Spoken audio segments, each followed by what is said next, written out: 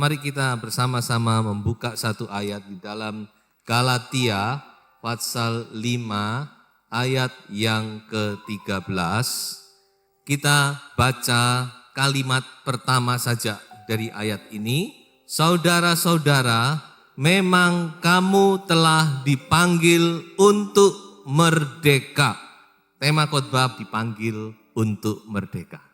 Firman Tuhan berkata bahwa saudara dan saya, kita anak-anak Tuhan, kita dipanggil, kita diselamatkan oleh Tuhan supaya kita mengalami kemerdekaan. Supaya kita bebas. Kalau tadi kita dijajah oleh iblis, sekarang kita dimerdekakan. Tapi kita lihat dalam kenyataannya, bagaimana keadaan gereja Tuhan. Apakah kita sudah bisa menikmati kemerdekaan itu? Belum seluruhnya, saudara-saudara. Dalam kenyataan kehidupan anak Tuhan, banyak kali kita masih dijajah oleh berbagai macam hal. Kita masih diikat, diperhamba. Ada orang diikat dengan kebiasaan-kebiasaan yang buruk, diikat dengan perselingkuhan, diikat dengan obat-obatan, diikat dengan sakit penyakit. Jadi masih banyak perkara yang perlu dimerdekakan dalam kehidupan kita. Tapi satu hal kita boleh yakin bahwa Tuhan memanggil saudara dan saya. Tuhan ingin yaitu kita menikmati kehidupan yang merdeka. Haleluya. Di dalam nama Yesus Kristus. Tuhan mau saudara benar-benar menikmati kemerdekaan.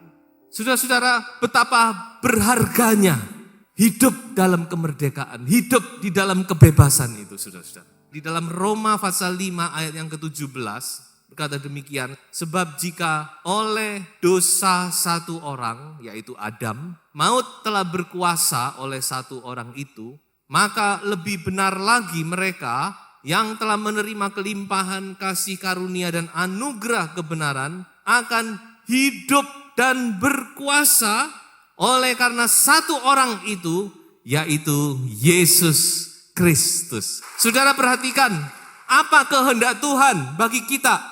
Yaitu supaya kita hidup dan berkuasa. Dalam bahasa Inggris dipakai shall reigns in life. Artinya supaya kita memerintah, supaya kita berkuasa dalam hidup kita ini. Bukan diperintah, bukan dikuasai, tetapi kita memerintah. Inilah orang yang bebas, saudara-saudara.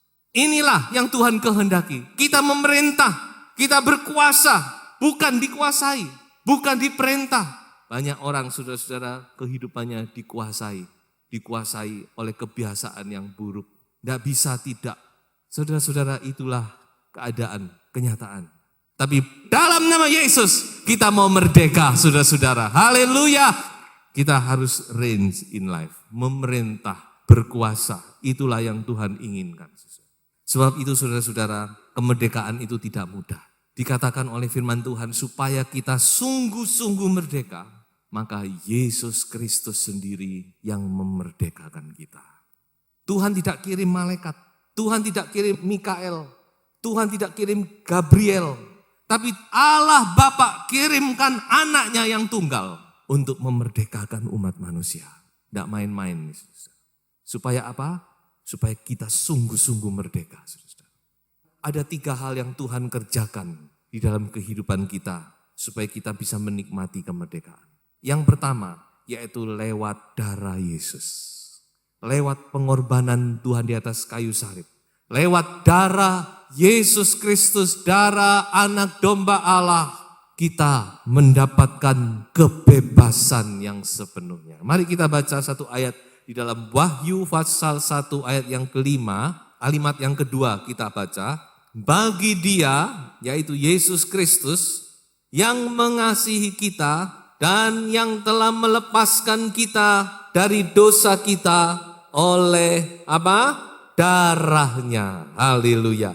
Saudara ingat, kemerdekaan itu harganya adalah darah. Darah. Kita harus tahu bahwa kemerdekaan kita itu, bangsa Indonesia merdeka, itu sudah tidak tahu berapa banyak nyawa, berapa banyak darah yang sudah ditumpahkan di atas bumi kita ini. Darah para pahlawan, darah para pejuang, saudara. Yang sudah tidak bisa dihitung lagi. Sejak zaman kolonialisme, zaman Belanda dulu, saudara-saudara, sampai ya zaman Jepang, Jadi kemerdekaan itu mahal, saudara. Apalagi kemerdekaan kita secara rohani. Sangat mahal. Karena apa? Harganya bukan darah manusia, tetapi darahnya Allah sendiri ditumpahkan di muka bumi. Darah yang tidak bercacat celah, darah anak domba Allah, dia harus dicurahkan, mengalir, membasahi bumi. Baru kita menerima kemerdekaan. Terlampau mahal. Pemazmur berkata apa? Coba kita baca sejenak di dalam Mazmur 49 ayat 8 dan ayat yang ke-9. Tidak seorang pun dapat membebaskan dirinya atau memberikan tebusan kepada Allah ganti nyawanya. Ayat 9. Karena terlalu mahal harga pembebasan nyawanya dan tidak memadai untuk selama-lamanya. Saudara, selama-lamanya tidak mungkin kita bisa membayar kemerdekaan kita. Kalau bukan Yesus Kristus, dia harus turun dan dia harus mati di atas kayu salib. Tidak mungkin kita menerima kemerdekaan. Sebab itu pertama-tama kita harus tahu bahwa kemerdekaan kita itu sudah dibayar harganya, yaitu darah Yesus. Dan itu adalah sesuatu yang sangat mahal. Sebab itu saudara-saudara, ini kemerdekaan yang bukan main-main. Jangan sampai kita sia-siakan kemerdekaan kita. Jangan sampai kita remehkan. Jangan sampai kita pandang rendah. Banyak anak Tuhan tidak mengerti bahwa kehidupannya sebagai anak Tuhan itu harganya sangat mahal. Sehingga mereka main-main dengan dosa. Mereka masih main-main di dunia ini, saudara-saudara. Mereka tidak tahu bahwa harganya itu adalah nyawa Tuhan kita yang terkasih. Dia harus mati di atas kayu salib. Dia adalah anak domba Allah. Dia harus curahkan kehidupannya sampai tetes darah terakhir. Sebab itu saudara-saudara, kita harus mengerti. Pertama-tama darah Yesus. Dan darah itu masih berkuasa, darah itu masih berbicara sampai masuk ke dalam kekekalan. Darah itu akan terus kita lihat. Nanti di kekekalan kita akan melihat anak domba yang disembelih itu. Sebab itu kalau kita salah dosa, masih ada kesempatan. Darah Yesus masih tersedia. Saudara datang mengaku dosa, minta ampun kepada Tuhan dan dosamu disucikan. Saudara, yang kedua, apa yang Tuhan kerjakan? Roh Kudus, saudara-saudara. Setelah Tuhan membebaskan kita, Tuhan tidak meninggalkan kita. Allah kita adalah Allah yang bertanggung jawab. Dia tidak bebaskan kita lalu, ya sudah kamu sudah bebas, terserah mau kemana. Tetapi Tuhan, dia datang sebagai pribadi Roh Kudus. Dan dia hadir dalam hidup kita. Dan ini sangat perlu, saudara. Ini sangat penting. Coba saya beri satu ayat. Di dalam Matius pasal 12 ayat yang ke-43 sampai ayat yang ke-45 diceritakan di situ tentang kehidupan manusia yang tadinya dikuasai oleh roh jahat. Kemudian oleh karunia Allah, anugerah Allah, roh jahat ini dikeluarkan, dilepaskan.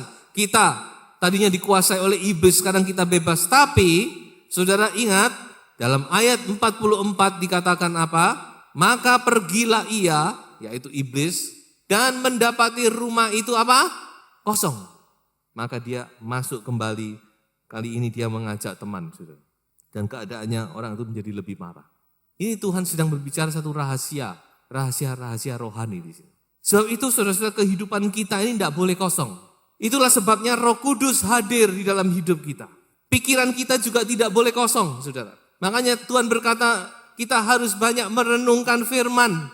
Kalau pikiran kita kosong, pikiran ini bisa membawa kita juga kepada hal-hal yang negatif. Jadi itulah sebabnya Allah mengirimkan rohnya hadir, tinggal di dalam hidup kita. Supaya kita terus dibimbing, disertai, diajar, dilindungi dan sebagainya. Sampai kita nanti ketemu dengan Yesus Kristus. Roh Kudus itu luar biasa, saudara-saudara. Dan Roh Kudus itu juga dia terus bekerja dalam hidup kita, membebaskan kita. Ya, coba kita baca satu ayat. Di dalam 2 Korintus pasal 3 ayat 17. Sebab Tuhan adalah roh, dan di mana ada roh Allah, di situ ada kemerdekaan. Haleluya. Inilah sebabnya Tuhan hadir dalam hidup kita, saudara. Roh Kudus, dia bersemayam, dia bekerja terus. Di mana saja saudara berada, Roh Kudus itu tidak pernah meninggalkan kita. Kalau saudara pergi ke ujung dunia sekalipun, Roh Kudus ada di situ, haleluya, menyertai kita selama-lamanya. Oh, luar biasa, saudara. Roh Kudus itu memberikan kemerdekaan. Roh Kudus itu adalah roh anak. Dalam Roma Paulus berkata, kamu tidak menerima roh perbudakan, tapi kami menerima roh huruf besar yang menjadikan kamu sebagai anak-anak Allah. Ini roh kemerdekaan, saudara. Roh inilah terus bekerja membebaskan kita, melepaskan kita. Dan bagaimana roh itu bekerja? Yaitu lewat urapan. Sebab itu saudara-saudara, Roh Kudus ada, tapi supaya dia bekerja aktif pada waktu kita diurapi di dalam hadirat Tuhan. Itulah sebabnya kita harus utamakan, pentingkan doa, pujian, penyembahan. Karena disitulah kita mengalami urapan Allah. Bisa, di tempat lain pun bisa, saudara-saudara. Sudah secara pribadi juga bisa, tapi secara kolektif itu lebih gampang, saudara.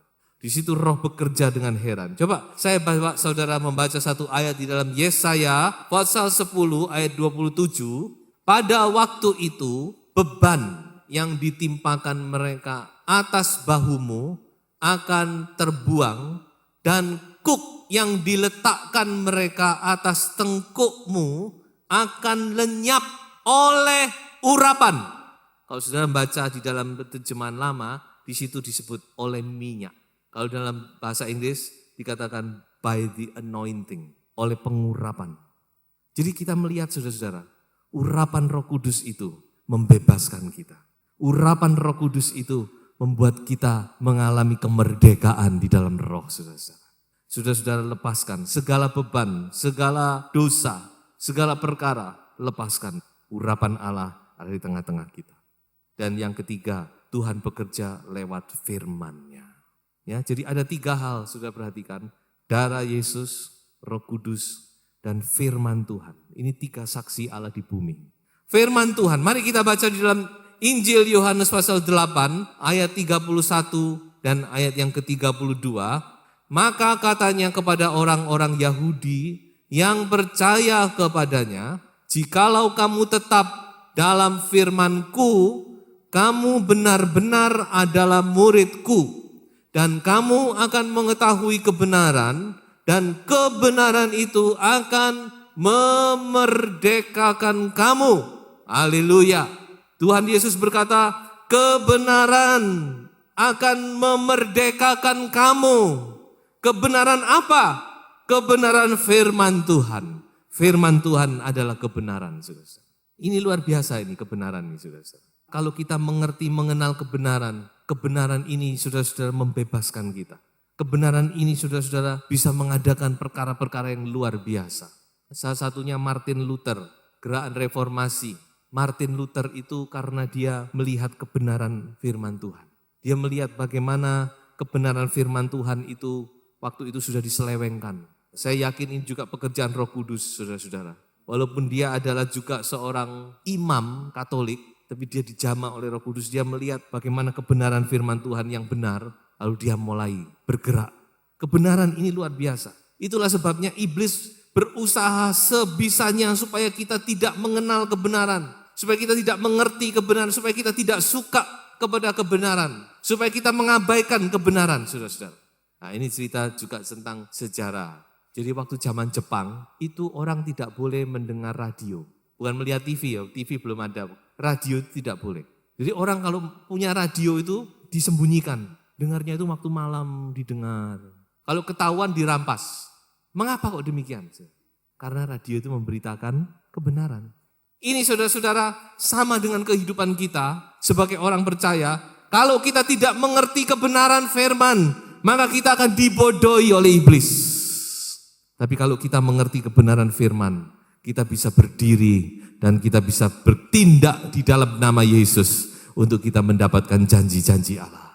Saudara sakit, firman Tuhan berkata oleh bilur-bilur Yesus, kamu sudah disembuhkan. Haleluya. Apa yang sudah takuti? Semua ada di dalam sini. Kebenaran ini memberitahu kepada kita bahwa iblis sudah dikalahkan.